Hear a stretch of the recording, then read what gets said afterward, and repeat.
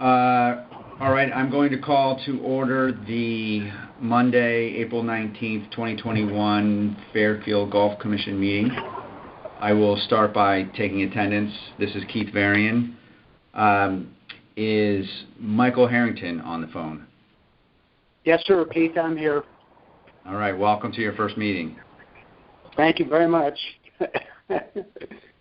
Priscilla Schultz, are you on? I'm here. Great. Michael Feinstein. I'm here. Right. Peter Seacrest. Here.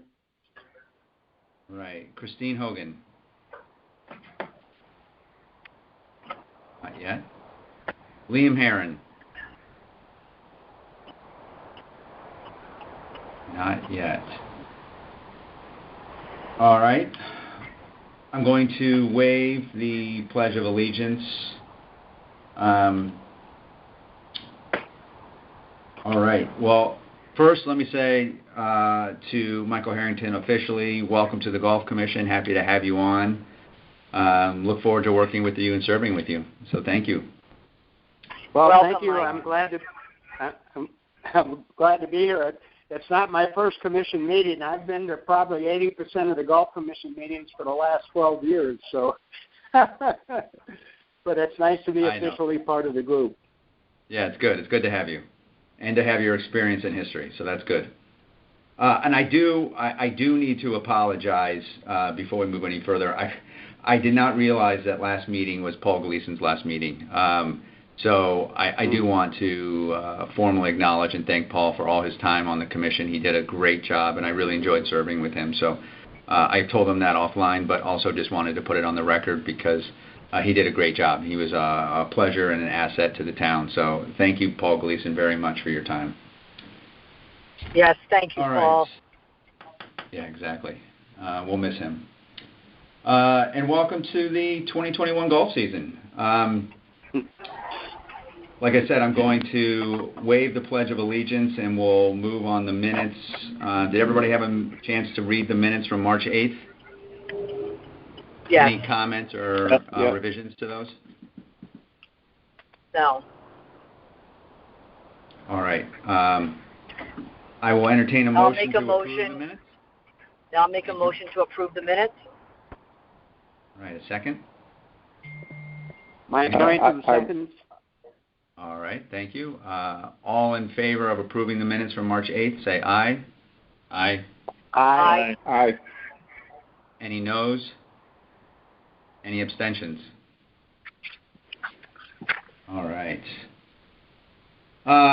Let's move on to the reports. Bob, do you have the Pro Manager reports? Hello, everyone. Hope all is well. Yes. I want to start off by saying we're off to a very fast and furious start. Play's been very robust, and everything's been running well. I'd like to report that the lockers, first phase of lockers are installed, and people are starting to move their stuff in. All the programming I put out there has done really well, and we've started our Welcome to Golf, our Spring Tune-Up, and our PGA Junior League starts this Wednesday. So everything's going really good in that category. Progress with 4-Up is going well. We just want to make sure that we have it complete and 100% ready to go before we roll it out. But integration of the system is going pretty good so far. That's all I have to report. Bob, can you give us an estimate on when do you think it will roll out? I'm thinking early May. Okay. That's great news. Yeah, we really want to make sure it's right. Yeah.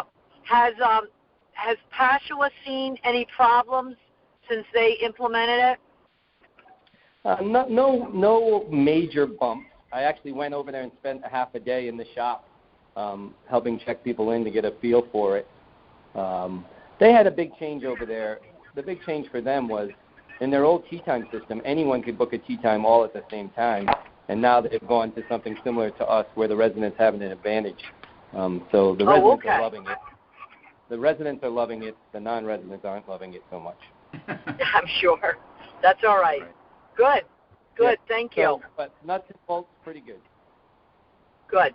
Have you seen what the website's going to look like? I have. It's really user friendly. Good. He actually, Bobby Brown over there, the first day he opened up the tee sheet, he did a Facebook Live, and so everyone could see what it looked like. Basically, it shows all the tee times all on one screen, and you just click on the one you want, and then it won't allow anyone else to click on the same one as you.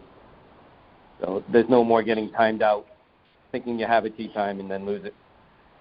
Yeah. That's great. Great. A lot of people will be very excited about that. Yeah. I am too, but the one thing I caution people is the demand is still going to be the same. Right. Absolutely. Hey, Bob. Any updates with any outings that we have coming up? So we currently are doing pretty good in the outing world. We have on the books 9, which is wow. really good. Great. Right. Yeah, and I have some other good leads. Great. That's wonderful. It is. Yeah, that's great. Sorry, guys, it's Liam Herron. Just joining a little late. Oh, great. Hi, Liam. No problem. Hey, Liam. We're just going through. Bob's just giving his report right now. You probably heard some of it, but we're just getting started. Bob, this is Peter. How are things going with staffing and in the shop and getting people moving around? It's been pretty darn busy. So. Yeah, I think we've been phenomenal. Pace of play, I've been tracking it. We've been doing a super job. I'm very happy with my staff and getting more comfortable, with all the systems and stuff like that. So I would say everything's pretty good. Great. Yeah, Bob, I just want to tell you that the Rangers have been very active. Been very happy to see that. So they've actually done a great job with the pace of play, moving everybody along. So. Thank you. I gave them strict orders, and they seem to be following it. My main goal is you got to keep your cart moving at all times. Absolutely. I want them to see each group at least 4 times every time they play. That's great. Well, with the times that I've been up there, they've done a great job with that. Thank you.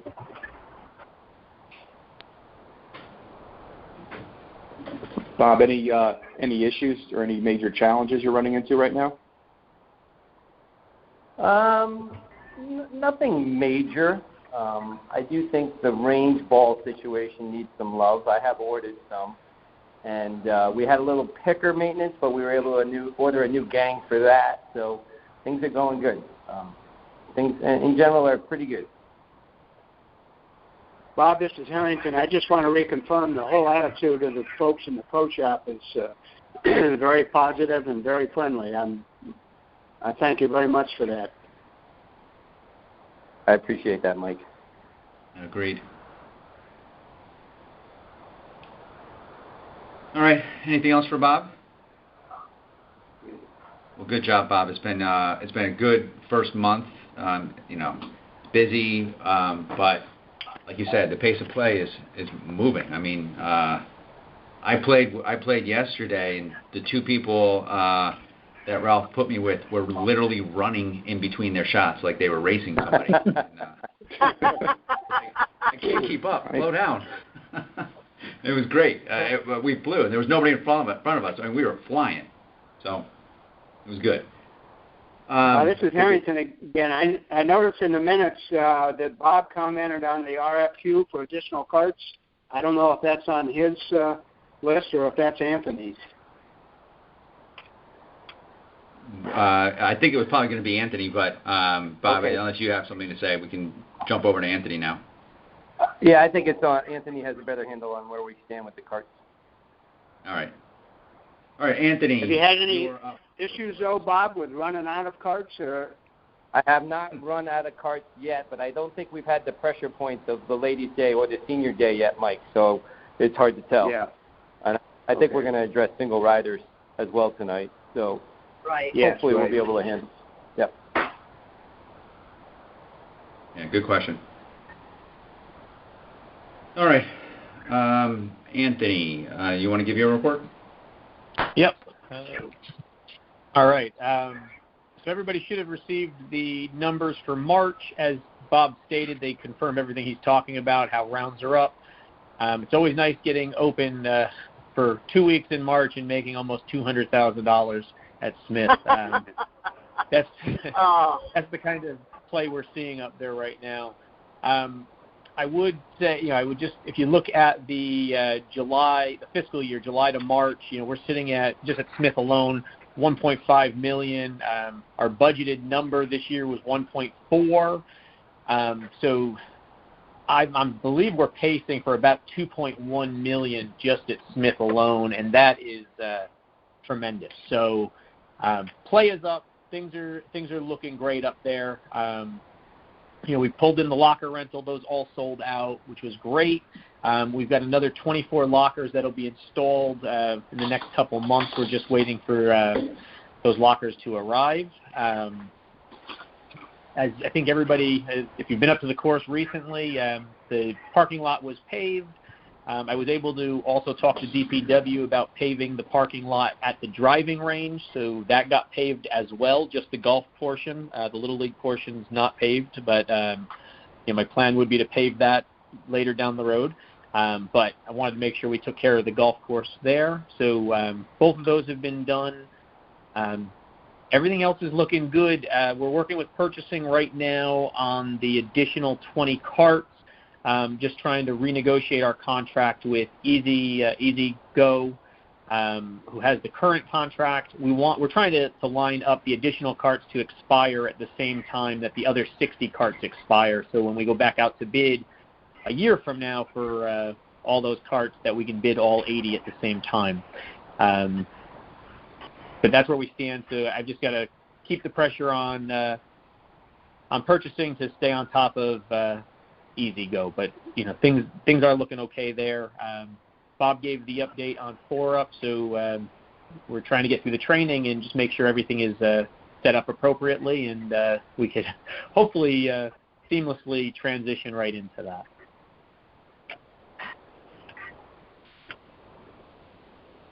Anthony, it's Keith. Quick question, and you may not know this off the top of your head. How many spaces did we end up with once the new paving and striping was done? Do you know? Yeah, there's 158 line spots in the lot, and then there's 40 overflow spots on the gravel that I had them do on the side. So we have 198 spots total. So, Anthony, the gravel all the way up on the right side, that's going to be overflow parking? That's overflow parking, yes. Okay, so even going over the curb, you can go up there, so that's close to the 10T. That's okay, right? Yep.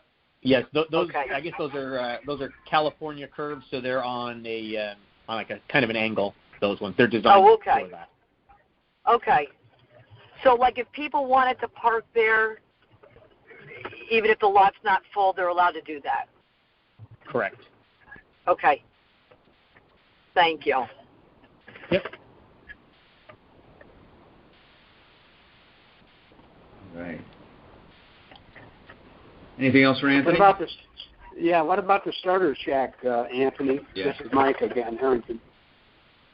I believe we're still looking right around that first week of May. So I haven't heard from the vendor that it's going to be delayed any further than that. But that would put us at about 12 weeks since we placed the order. So hopefully we get it sooner. What about, do we have all the final COs for the building? Is everything all done and complete there? Yep, I believe we got the final CO last week, or actually it might even been the week before at this point. So we're good there. There's a couple outstanding items. All the landscaping outside of the building we've got to take care of, as Mike Harrington just mentioned. The starters shed has to be installed. We've got to move down the red sheds from up on the hill down next to the cart barns for some storage. We have a new bag rack that has just been delayed beyond belief, so we're still using the old bag racks out front. And I've got two main entrance signs that need to go in front of the main entrance to where the restaurant is, and then one over like the locker room wing into the pro shop. Those signs are coming, and then the building committee plaque actually is also on its way. So still a few things that are outstanding. Anthony, I have a question for you about some type of the shrubbery, the retaining wall between the patio and the hill behind 18.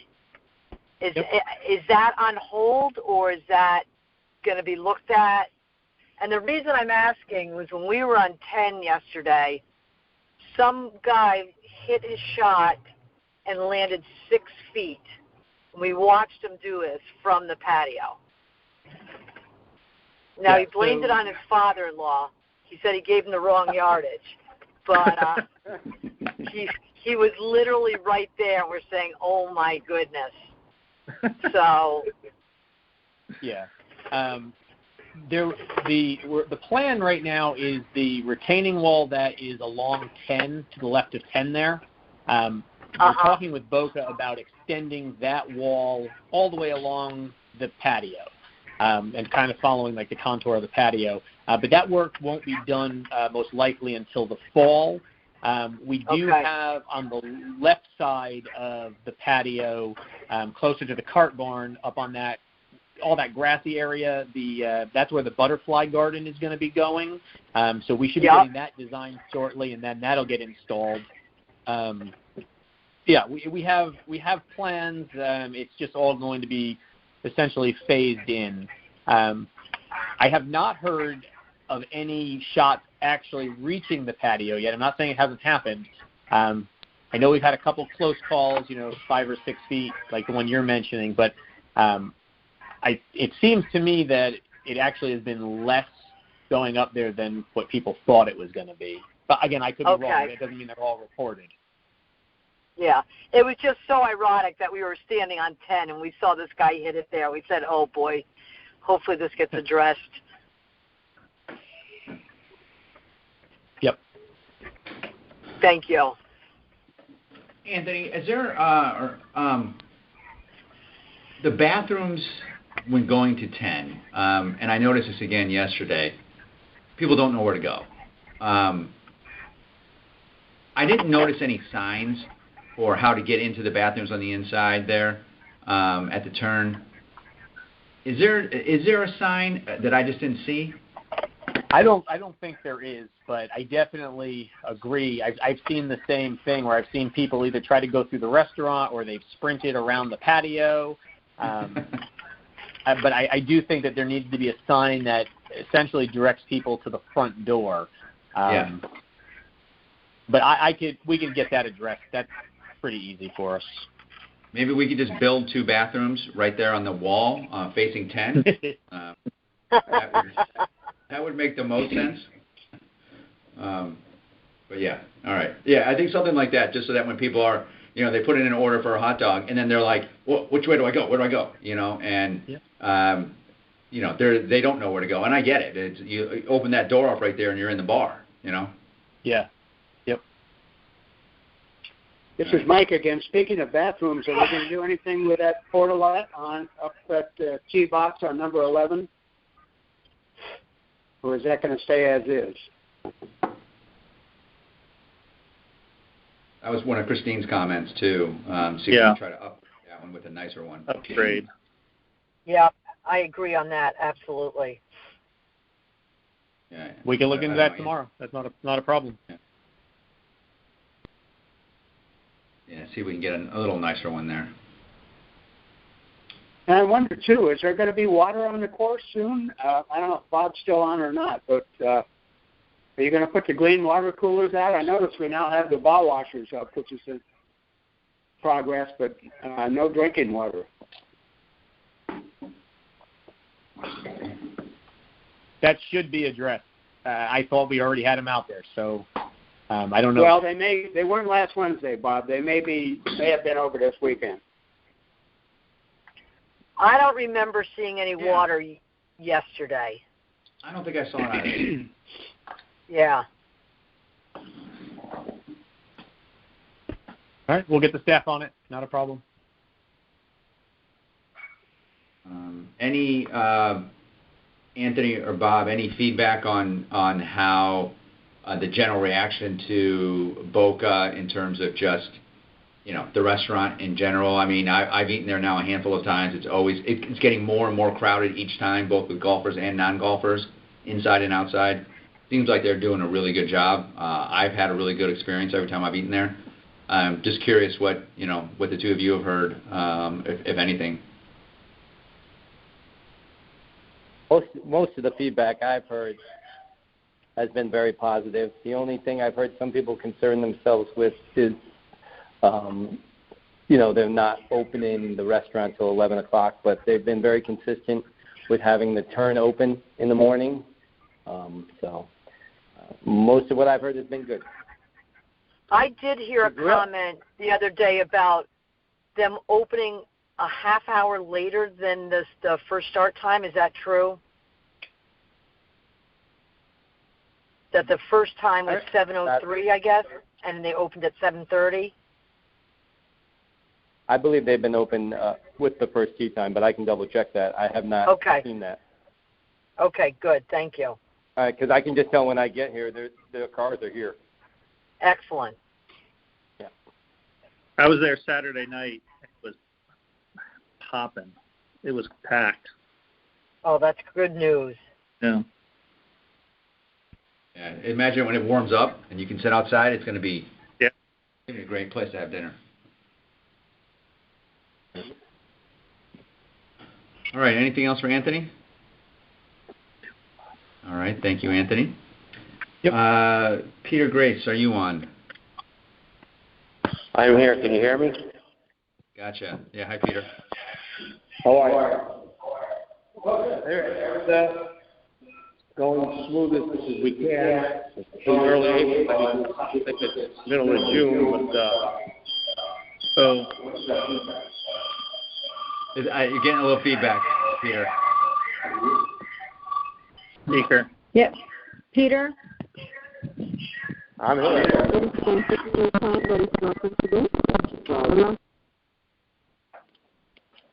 Hello?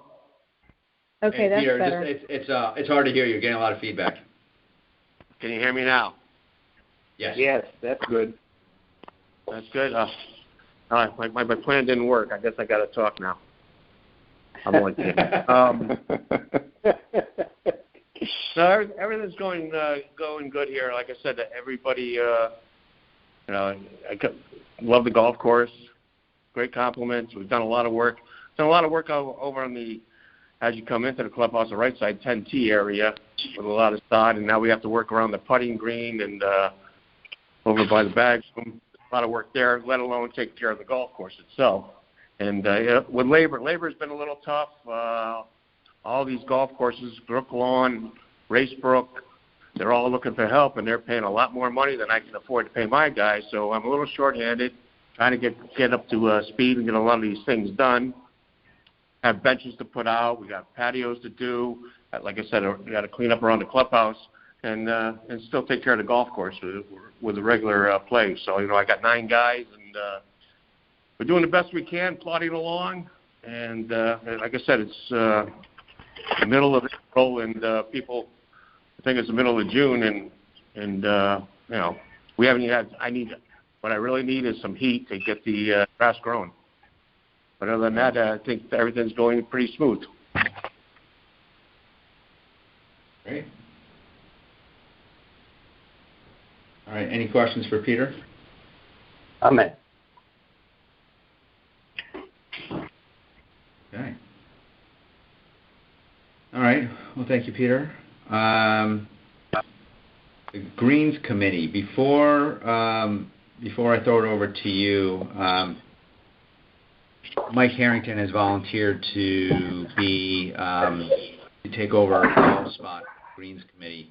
I didn't hear that anybody else was interested, so Mike, if you're still interested, I welcome you to be a part of the Greens Committee. Thank you. I'm glad to do it. Awesome. I have Priscilla and I have done some email exchange, and we haven't collaborated on course. But my impression is the condition of the greens, as I have seen them in the last 2 weeks, are about as good as I can ever recall seeing them at this time of the year. They were slightly bumpy because of the residual from aeration, and as Peter said, we need a little bit of growth to get it to grow and then be cut. But from my perspective, I think they're in excellent shape. I don't know how you feel about it, Priscilla. I haven't played the other day. I also am very pleased with the work they've done on the ladies' tee box on number 9. I think the sodding work they did there and everything is terrific, and that looks like a big improvement over what we had before. Yeah, let me concur with that. I mean, Peter, I think that 6 looks good. 9's coming along. It looks like it's filling in nicely. You're right, Mike. The greens are still a little bumpy, but they're filling in great. The fairways look fantastic. And, Peter, thank you for the ball washers by the forward tees. I appreciate the fact that you put them there. So things are coming along, and the course looks great. You're welcome. Awesome. And they're doing a good job of putting sand in the bottles on the golf carts, Bob. Yep.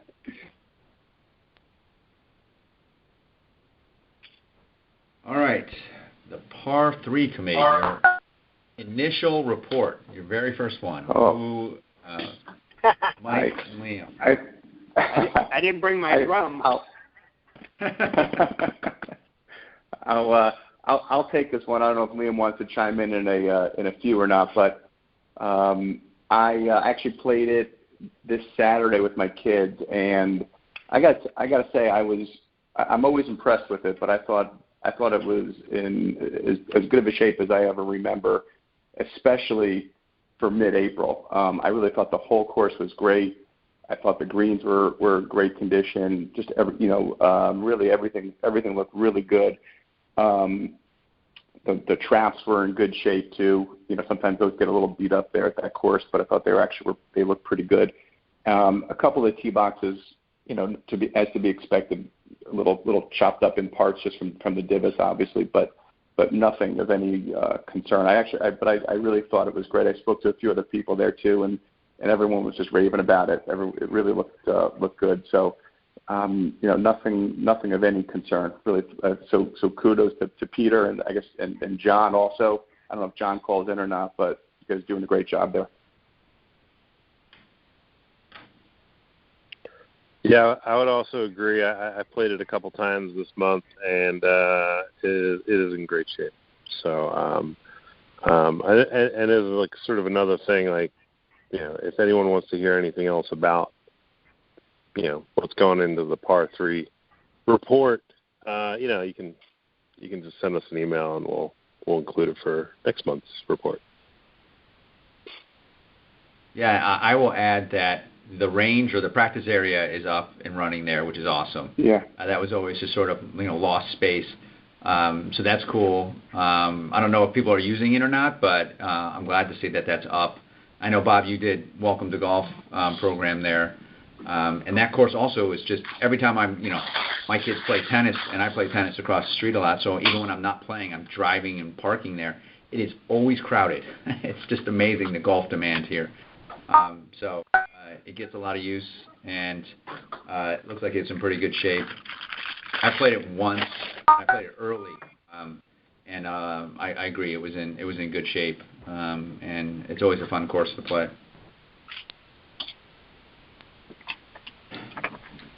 All right. Anything else on the par 3? That's all I had. All right. Old business, the clubhouse building update. I think we already have that, unless Anthony or Bob, either you want to say anything more about the clubhouse? Nothing to add. All right. Nothing to add either. Bob, are you fully? Is your pro shop? Have you been able to get all the supplies and everything in the inventory you need? We're really having trouble getting golf equipment in. They're telling me by May 1 I should have everything. I just think shipping is a nightmare in America still right now. Yep. Yeah. Okay. All right. Let's move to the cart rental fees and the single ridership. This came up because the Board of Finance had asked Anthony to present on the fees, and so he and I had a quick conversation about what to do for single ridership. We had talked about this briefly last month and also a lot last year. And I think, I support coming up with a policy to allow single riders, but also to allow it for a specific fee slightly higher than just cutting in half the existing rate of $36 for 18 holes and $28 for 9 holes. Anthony, before I go any further, did you present anything specific to the Board of Finance, or just that we were going to take up this issue? Just that we were going to take up this issue. They agreed that there should be a separate rate, but I did not get locked into a specific rate. So. All right. Well, I'm curious what the rest of the commission thinks. What I would propose here is, and Bob, tell me how you think this matches up with the neighboring courses. But for 18 holes, it would be $25 for a single rider cart fee. And for 9 holes, it would be a $20 single rider cart fee. What are your thoughts on that in terms of some of the other local courses? That seems to be what the other courses are doing, from my impression. You're correct. Yeah. Cashua went up $7 on the 18 holer. Wheeler went up $7, and Longshore went up $8. So what you're proposing? So is when you say go up, what are they now? So right now you pay $18 as a single rider for 18 holes with a companion. So it would go to $25 if you elect to be a single rider.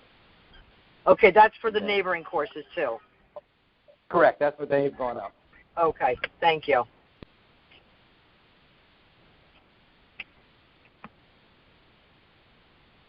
What does everybody else think about that? You know that Ned Lamont just released a bunch of stuff today where businesses are totally open now, right? So does this Mike mean Harrington, that, I think those two rates are up. Yeah. Hold on, Mike, for a second. Liam, go ahead. You can finish. Yep. Oh no! All I was saying was that since he's sort of kind of opening up everything now, it's like, do we need to do the half thing anymore? Well, I can tell you the senior golf group is probably the heaviest cart users of all. And I have only had one inquiry about single carts, and that individual, when I told him we were thinking about raising the rates, believe it or not, withdrew. And we have a bunch of guys who have a lot of concern because of the health status of their spouses, etc. And last year this was a big deal, and I haven't heard anything from anyone else asking about whether we're going to be able to get single carts this year.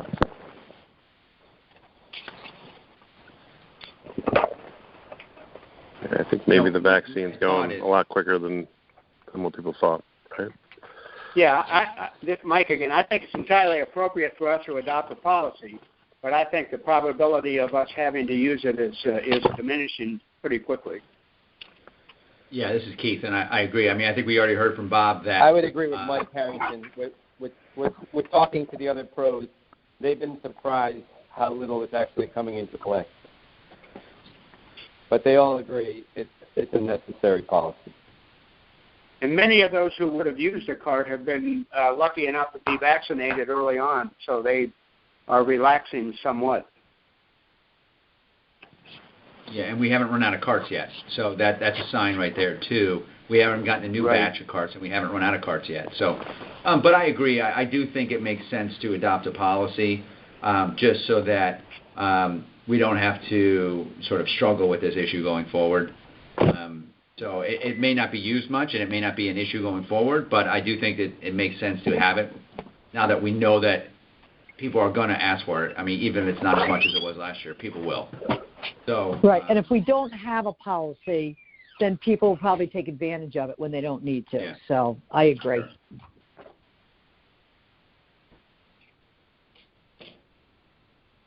All right. It certainly makes my job easier with a written policy. Yeah, that's true too, Bob. This is Mike. I agree. I think everything you guys are saying is on board. I'm on board with that. Well, this is Harrington. I'll make a motion that we adjust the cart fees for 18 holes when an individual cart is specifically requested to $25, and for 9 holes when an individual cart is specifically requested for $20. Oh, can I just say something before we vote on that? Is that if there are 3 walkers and a rider, will that policy will not be in place? Is that correct? Or that's will why it be? I say if specifically requested. Right. Well, that's what I'm asking. Keith also. Yeah. Bob, what are your thoughts on that? I totally understand what you're asking, Priscilla. And so another example, like you're saying, is if you have 3 guys and they're all riding, you can't charge the one guy the extra. So along with what Mike's saying, it's when they specifically request and refuse to ride with someone else, the policy would be implemented. Would that be difficult to implement at all? I mean, difficult, no. A little bit of a challenge to explain, yes. But as Mike was saying, I'm feeling less pressure about it. I haven't had many requests. Okay. I just don't want to put a burden on you where the group in front gets a cart for $18 because they have 3 people, and then the next group comes and they each say we want our own cart, and you charge them, $25 each. You can just kind of see that being tension. Well, I mean, as long as the policy is clearly written, I have no problem enforcing it. Okay. Okay, I'm fine with that. If everybody else, if that's the way we want. Yeah, I'm absolutely fine with that. As long as it's and I agree, Keith. As long as it's not a burden to Bob or anybody working in the pro shop. Right. All right, Mike, you want to make your motion again? Yes, I move that the 18-hole cart fees for an individual when specifically requesting a solo cart be made $25, and the 9-hole cart fee for individuals specifically requesting a single cart be $20. I will second that. This is Priscilla. Right. All in favor say aye. Aye. Aye. Aye. Aye. Any noes? Any abstentions? Okay, it passes. Bob and Anthony, I can help you guys with the language for the website. Good one. All right. Keith, I'm sorry. I don't mean to interrupt, but do you want to make it the same language that I put in the minutes?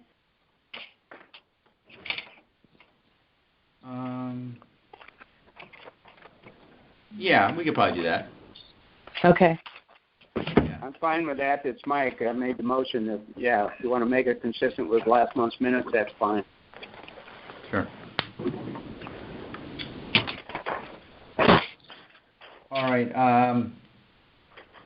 We got, that I'm aware of, we got one email from Andy Paulus about handicap spot right over by the practice green where, the carts come in and out of the parking lot. He had a little concern that the handicap spot was a little tight to that entry point right there, and that somebody coming with a golf cart might accidentally broadside the car parked in the handicap spot.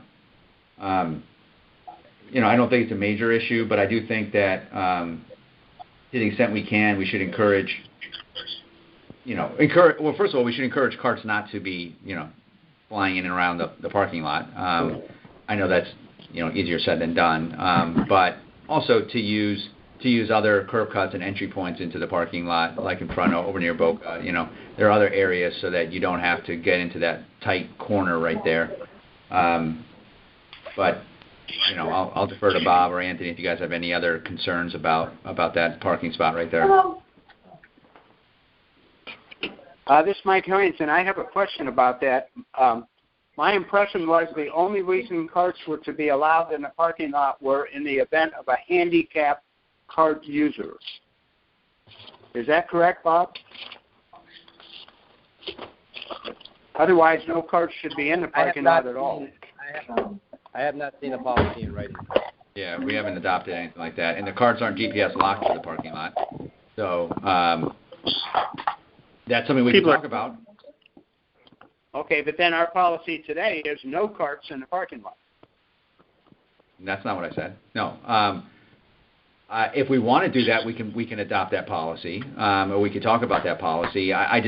My only concern with that is we'd have to GPS lock it, and then you're going to have carts stuck in places or backing out. I'm fine if we wanted to say no carts and come up with some type of electric stop points around the parking lot. I'm curious what the rest of the commission thinks on that. Well, I'm sorry, I may not have been clear. I'm just asking, what is the policy? There isn't. That's what we're saying right now. Okay. The policy is you can check your card out. So this is Peter. So I'd be hesitant to move that handicap spot further down. I think that makes it more of a burden on people who use that specifically to be close to the building. And I also think, there are people that, everybody's driving to their car and taking their clubs off, putting them in their car and driving it back, or lots of people are anyway. We could run up against something where, it's a burden on somebody who has to carry their bag to their car. So, I guess you could drive your car up and, just stick your bag on the bag drop. Maybe that's the solution if we really think it's an issue, carts cruising around the parking lot, which I could see as a problem. But I'm not sure How many golf courses do that? How many golf courses prohibit carts in the parking lot? Not that many. I don't think that many. Yeah.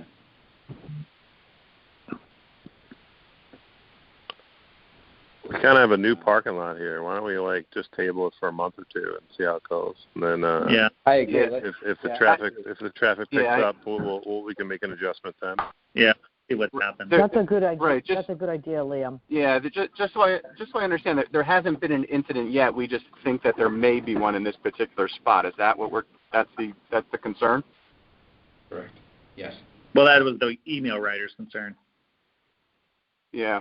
I agree about just let's give it a little time and table it for the moment, see what happens.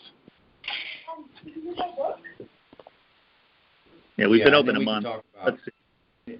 A more formal policy about where carts can go and where carts can't go, because that's something that I wouldn't want to act on that today. Well, first of all, I want to put it on the agenda so everybody had a chance to, the public had a chance to think about it and consider it and give comments on it. But you're right. Maybe we play it out a little bit, see how the entry points go, see how the carts are doing in the parking lot, see if there are any incidents. If there are no incidents, both from that handicap spot and just in general, then we just let it go. If there are incidents, we can talk about then ways to restrict cart access to the parking lot. But I think you're right. You're right. Now that you say that, it's probably a little early to start talking about that quite right now.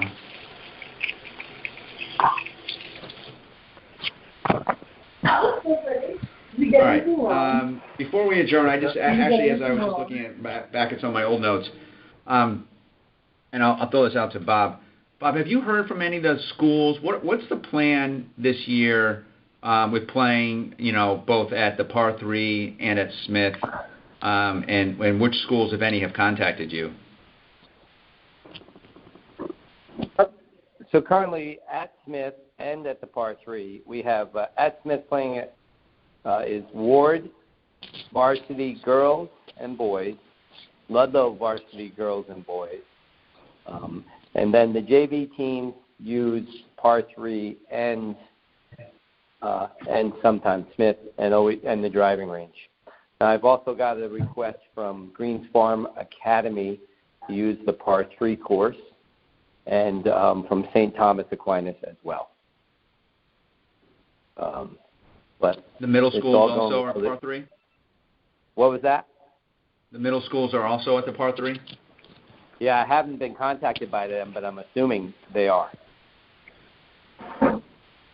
Yeah. The middle schools typically play in the fall.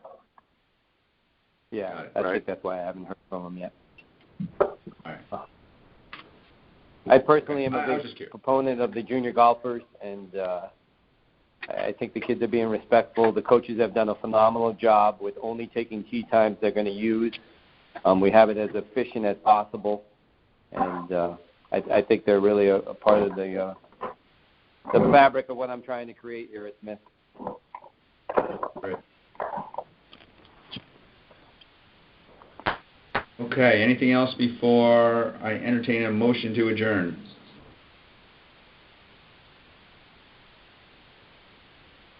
All right. Anybody would like to make a motion? Mike Harrington, I move we adjourn. This is Mike Feinstein. I will second it. All right, Mike, it's all yours. All right. All in favor? Aye. Aye. Aye. Aye. See you. Good to talk to you guys. Take care. See you guys. Thanks, Thank you. Bye-bye. Bye, everybody.